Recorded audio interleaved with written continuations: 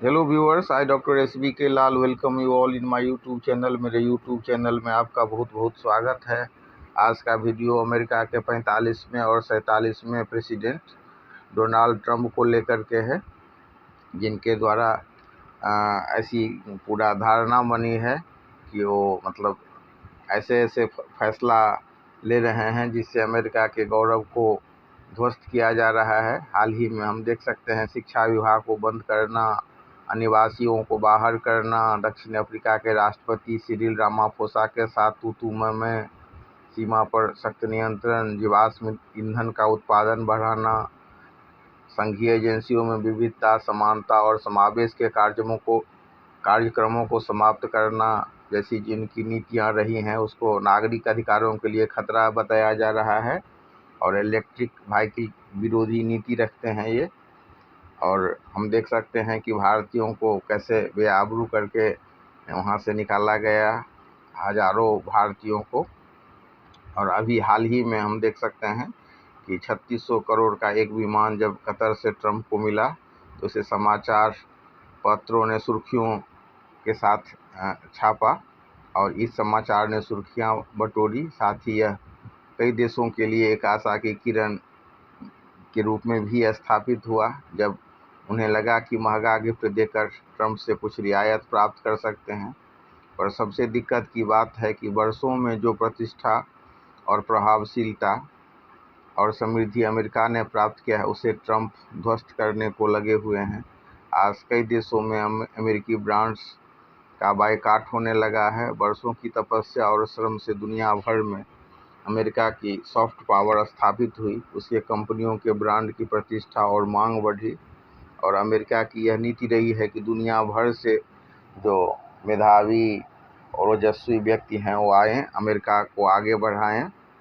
Research का मामला हो या प्रबंधन का मामला हो, तकनीकी का कौशल हो, सब में अमेरिका ने दुनिया भर के लोगों को आमंत्रित किया और उन्होंने अमेरिका को आगे बढ़ाया। आप देख सकते हैं कि दुनिया भर में कई ऐसी स्थिति बनी और ऐसा समय हुआ जब अमेरिकी कंपनियों ने सहानुभूति रखी और उसके समारोह में अमेरिकी कंपनियों द्वारा सहानुभूति के साथ साथ उसमें इनकी भागीदारी भी आप देख सकते हैं। जब पूर्वी बर्लिन की दीवार ढही थी तो कोका कोला ने कई ट्रकों को वहाँ मुफ्त में बांटे थे, तो इसका संदेश साफ था कि कंपनी जर्मनी की खुशी में शामिल है। पर वहीं हम देख सकते हैं कि वियतनामी युद्ध में काफ़ी अपयश और हानि उठाने वाले अमेरिका ने 50 साल पहले सैगोन खाली किया था। इसी सैगोन को अब हो ची मिन्ह सिटी कहते हैं और यहाँ कई अमेरिकी कंपनियाँ स्थापित हुई, जहाँ बनने वाले कई मशहूर ब्रांड की दुनिया भर में मांग है। कभी अमेरिका की क्रूरता और नृशंसता झेलने वाला देश, जहाँ अमेरिका के द्वारा बढ़ती गई क्रूरता को स्वयं अमेरिकियों ने भर्त्सना की थी। अमेरिका के भी नागरिक सरकारी नीतियों के विरोधी हो गए थे। जितना बम द्वितीय विश्व युद्ध के दरमियान जर्मनी पर गिराए गए थे, उससे ज़्यादा बम अमेरिका ने उत्तरी वियतनाम पर गिराया था। टैंक, मशीन गन का उपयोग के साथ साथ अमेरिका ने B-52 बम वर्षक विमानों से भी बम बरसाए थे। खतरनाक नापाम, फास्फोरस बम और एजेंट ऑरेंज जैसे घातक रासायनिक हथियारों से कहर बरपाया था। अमेरिका को भी अपने हजारों सैनिक गंवाने पड़े थे और युद्ध से उसे प्रति वर्ष 2 से 2.5 अरब डॉलर का बोझ पड़ा था। पर वही वियतनाम अमेरिका को निर्यात करने वाला 10 प्रमुख देशों में से एक बन गया। एक खबर के अनुसार ट्रंप के द्वारा वियतनाम पर लगाए गए टैरिफ से उसका विकास दर प्रति वर्ष 2.5% कम होने की उम्मीद है। अब ट्रंप की नीतियों से क्षुब्ध डेनमार्क जैसे देश कोका कोला का बहिष्कार कर रहे हैं और स्थानीय पेय पदार्थ को अपनाने पर जोर दे रहे हैं। दुनिया भर में ट्रंप की नीति और फैसले से दुनिया भर में ट्रंप की नीति और फैसलों से अमेरिकी कंपनियों के प्रति आक्रोश बढ़ा है। सबसे ज़्यादा आक्रोश कनाडा और डेनमार्क में देखा जा सकता है। प्रति वर्ष 682 लाख करोड़ रुपए की कमाई करने वाली अमेरिकी कंपनियां आज स्वयं ट्रंप की नीति से सदमे में है। 4.5 करोड़ की संपत्ति रखने वाले दुनिया के सर्वाधिक प्रतिष्ठित विश्वविद्यालयों में से एक हार्वर्ड यूनिवर्सिटी आज ट्रंप की नीतियों से त्रस्त और दुखी है। तभी तो इसके प्रेसिडेंट एलन गार्बर ने ट्रंप के आगे आत्मसमर्पण करने से इनकार कर दिया है और दावा किया है कि हमारे यहाँ पढ़ने वाले विदेशी छात्र ही हमारी पहचान है। उन्होंने ट्रंप के आदेश को, जिसके द्वारा विश्वविद्यालय में विदेशी छात्रों के दाखिले पर रोक लगाया गया है, वो अमेरिकी संविधान के विरुद्ध बताया है और ट्रंप के आदेशों के खिलाफ बोस्टन सुप्रीम कोर्ट में याचिका लगाई है। मुझे याद आती है एक तानाशाह की कहानी।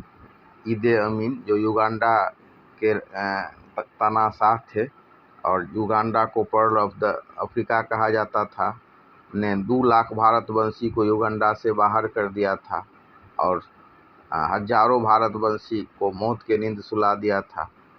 और जब उन्होंने सोचा कि ये भारतीय यहाँ पर बिजनेस कर रहे हैं, पैसा कमा रहे हैं, तो लोगों का शोषण कर रहे हैं, लेकिन जब ये भारतवंशी वहाँ से विदा हुए, आर्थिक स्थिति में बहुत कंगाली की स्थिति में युगांडा पहुँच गया, तो युगांडा को बदहाली के कगार पर खड़ा कर दिया भारतवंशियों को भगा करके। आज यही स्थिति अमेरिका में हो रही है, जब हम देख सकते हैं कि आते ही ट्रंप ने कैसे 18,000 भारतीयों को बाहर बहुत बेआबरू के साथ किया था। तो आज हम देख सकते हैं कि हार्वर्ड विश्वविद्यालय के साथ अपना जो पर्सनल विवाद रहा है, उससे वो पूरा यूनिवर्सिटी को ही बंद कराना चाह रहे हैं। अमेरिका के जो राष्ट्रपति हैं, वो दुनिया की सबसे प्रतिष्ठित 379 साल पुरानी हार्वर्ड यूनिवर्सिटी के बीच अमेरिका के राष्ट्रपति और मतलब 389 साल पुरानी यूनिवर्सिटी जो हार्वर्ड यूनिवर्सिटी है, बहुत प्रतिष्ठित यूनिवर्सिटी है, उसके साथ आज संघर्षरत हैं। और हम देख सकते हैं कि कैसे हार्वर्ड विश्वविद्यालय में विदेशी छात्रों के दाखिले पर, उनके एडमिशन पर डोनाल्ड ट्रंप ने रोक लगा दिया है और ऐसा आदेश जारी कर दिया है कि दूसरे विश्वविद्यालय में एडमिशन वो ले सकते हैं। और 24 घंटे के भीतर ही जवाब में हार्वर्ड यूनिवर्सिटी के प्रेसिडेंट एलन गार्बर ने कहा कि हम ट्रंप के आगे नहीं झुकने वाले हैं और हार्वर्ड यूनिवर्सिटी में पढ़ने वाले विदेशी छात्र ही हमारे पहचान हैं। तो उन्होंने ट्रंप के आदेश के विरुद्ध जो बोस्टन में सुप्रीम कोर्ट है, वहाँ याचिका लगाई है, वहाँ उसने केस दायर किया है और सुप्रीम कोर्ट ने भी याचिका को स्वीकार कर लिया है। अभी वर्तमान में ऐसा कहा जा रहा है कि हार्वर्ड में 788 जो भारतीय छात्र अध्ययनरत हैं, तो उनके अध्ययन में कोई दिक्कत नहीं होगी। और लेकिन पूरा बौखलाहट तो हो गई है, अराजकता हो गई है और उनको पढ़ाई करने में मानसिक रूप से तो दिक्कत होगी। तो इस तरह से जो अमेरिका के द्वारा जो प्रतिष्ठा अर्जित की गई और पूरे दुनिया भर से लोग अमेरिका आते रहे अध्ययन करने के लिए, रिसर्च करने के लिए और अमेरिकी अर्थव्यवस्था में योगदान देते रहे और अमेरिका को एक महान राष्ट्र बनाया, तो उसकी ये विफलता है।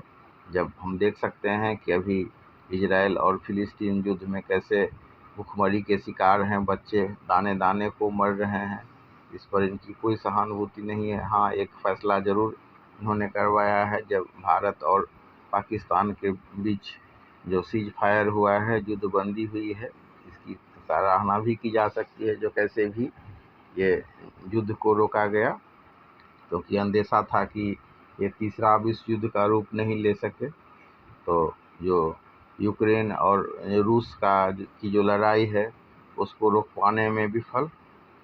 आज अपने उलूल जुलूल फैसले से अमेरिका ही के हित के खिलाफ आज काम कर रहे हैं डोनाल्ड ट्रंप। हम देख सकते हैं कि कैसे जो झंडा गाड़ने वाली कंपनी है, जिसका ब्रांड का वैल्यू है, आज उस ब्रांड का विरोध हो रहा है और इस फैसले से आज अमेरिका ही को नुकसान हो रहा है। जो उसने साख झेला था, जो उसने हार्वर्ड जैसे विश्वविद्यालय का जो 16,000 करोड़ का फंड था, उसको इन्होंने रोक दिया है और इनके आदेश से बहुत दुखद सी स्थिति बन गई है। तो हम देख सकते हैं कि ट्रंप कैसे नया नया टैरिफ लगाने की बात कर रहे हैं।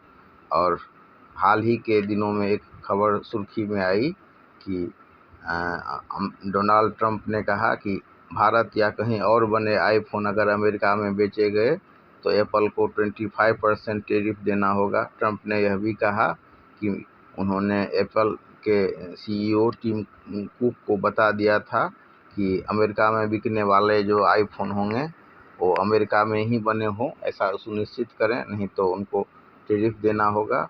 और ये घोषणा के बाद ही अमेरिकी शेयर बाजार में एप्पल के शेयर 3% से अधिक गिर गए। वहीं हम देख सकते हैं कि भारत में कई निवेश आए, जैसे मतलब एप्पल के शीर्ष सप्लायर फॉक्सकॉन चेन्नई के पास नई कंपोनेंट फैक्ट्री में 12,900 करोड़ का निवेश की। और ताइवानी इलेक्ट्रॉनिक्स दिग्गज तमिलनाडु के ओरागाडम में मौजूद आईफोन असेंबली यूनिट के बगल में एक नया प्लांट लगा। तो भारत को अभी तो नुकसान नहीं दिख रहा है, लेकिन अमेरिका ही में जो एप्पल के शेयर हैं वो गिर गए। और दूसरा उदाहरण हम देख सकते हैं कि कैसे अमेरिका का जब डोनाल्ड ट्रंप के द्वारा ये बताया गया कि वो कनाडा को अपना प्रांत बनाना चाहते हैं, तो इसकी बहुत प्रतिक्रिया हुई कनाडा में। और कनाडा में जो अमेरिका के कई जो स्थापित ब्रांड हैं और उसके अमेरिका में जो मैन्युफैक्चर्ड जो सामान है उसका बहिष्कार होने लगा। वही करवाहट डेनमार्क के साथ भी हुआ। तो हम देख सकते हैं कि वर्षों से दुनिया में जो अमेरिका का सॉफ्ट पावर का दबदबा है, उसके ब्रांड की जो लोकप्रियता है, तो जो डोनाल्ड ट्रंप का जो उलूल जुलूल नीति सब है उसके कारण स्वयं अमेरिकी कंपनी सब का नुकसान हो रहा है। कितने मेहनत के बाद ये ब्रांड स्थापित हुआ और इतना टर्नओवर हुआ। तो अगर मतलब स्वयं जो अमेरिकी कंपनी के द्वारा भी जो निर्मित सामान है विदेश में, अगर उस पर टैरिफ लग रहा है तो नुकसान इन अमेरिकी कंपनियों को भी हो रहा है और उन्हीं को का ज़्यादा हो रहा है। तो जो अमेरिकी राष्ट्रपति ट्रंप हैं, उनके ट्रेड वार से अमेरिका के प्रतिष्ठा को नुकसान पहुंचा है। और हम देख सकते हैं कि कैसे जो अब इसको लोग अपने स्वदेशी और स्वाभिमान से ले रहे हैं।